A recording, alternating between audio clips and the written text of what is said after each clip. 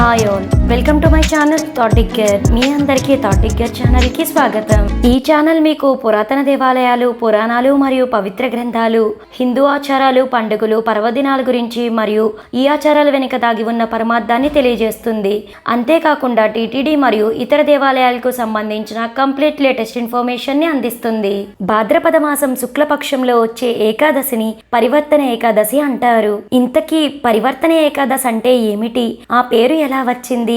పరివర్తన ఏకాదశి ప్రత్యేకత ఏమిటి? ఈ సంవత్సరం ఎప్పుడు వచ్చిందో ఇలాంటి ఎన్నో విషయాలను ఈరోజు వీడియోలో తెలుసుకుందాము.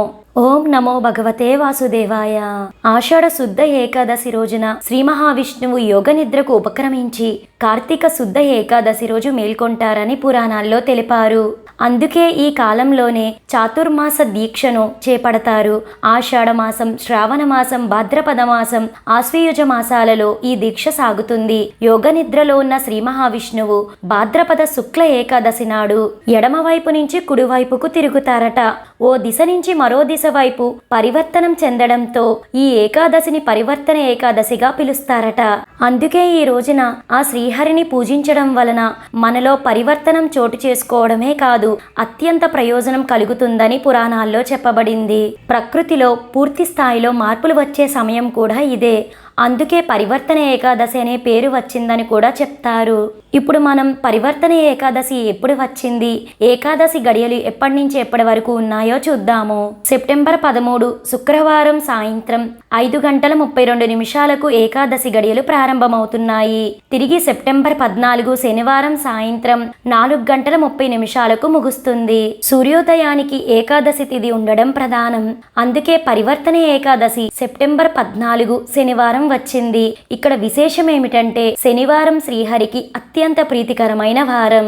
ప్రతి ఏకాదశికి ఎలాంటి నియమాలు పాటిస్తారో ఈ పరివర్తన ఏకాదశికి కూడా అవే నియమాలు అనుసరిస్తారు. దశమి రోజు సాయంత్రం నుంచి నియమాలు పాటించడం ప్రారంభిస్తారు. ఏకాదశి మొత్తం ఉపవాసం ఉండి ద్వాదశి గడియలు ముగియకుండా ఉపవాసం విరమిస్తారు. పరివర్తన ఏకాదశి రోజు ఉపవాసం ఉండి శ్రీ మహావిష్ణువుని భక్తి శ్రద్ధలతో పూజిస్తే అసంపూర్తిగా ఆగిపోయిన పనులు పూర్తవుతాయంటారు పండితులు. అయితే ఈ పరివర్తన ఏకాదశి రోజున వచ్చే మరుసటి రోజైన ద్వాదశి చాలా ప్రత్యేకమైనది. ఈ ద్వాదశినే వామన జయంతిగా పిలుస్తారు. ఈ భాద్రపద శుక్ల ద్వాదశి రోజునే అదితి గర్భాన్న జన్మించాడు వామనుడు.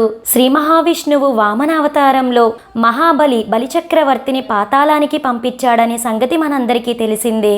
అందుకే ఈ పరివర్తన ఏకాదశి రోజు వామనుడిని పూజించడం ద్వారా త్రిమూర్తులను సేవించిన ఫలితం దక్కుతుందని పురాణాలు చెప్తున్నాయి.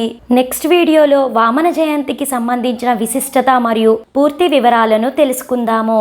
ఏకాదశి నియమాలు పాటించేవారు సూర్యోదయానికంటే ముందే నిద్ర లేవాలి. మద్యం, మాంసం ముట్టుకోవద్దు. బ్రహ్మచర్యం పాటించాలి. నేలపైనే నిద్రించాలి. అనారోగ్యంతో ఉండేవారు ఓ పూట భోజనం చేసి విష్ణు ధ్యానం చేసుకోవచ్చు. అసత్యం పలకడం, హింసకు పాల్పడడం లాంటి పనులు ఈ రోజున చేయకూడదు.